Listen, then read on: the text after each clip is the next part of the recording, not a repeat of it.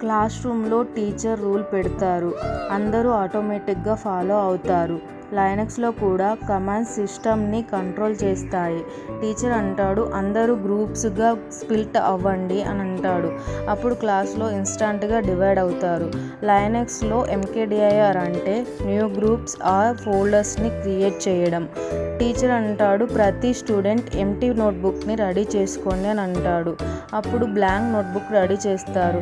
లైనక్స్లో touch అంటే empty file create చేయడం. Teacher అంటాడు, ఈ వేస్ట్ పేపర్స్ అన్నీ ఒక్క సెకండ్లో క్లీన్ చేయండి అని అంటాడు. అప్పుడు ఇన్స్టాంట్గా క్లీన్ చేస్తారు. లైనక్స్లో ఆర్ఎం అంటే ఫైల్స్ని డైరెక్ట్గా డిలీట్ చేయడం. క్లాస్ రూమ్లో టీచర్ ఒక రూల్ క్లాస్ని కంట్రోల్ చేస్తుంది. లైనక్స్లో ఒక కమాండ్ ఎంటైర్ సిస్టమ్ని కంట్రోల్ చేస్తుంది.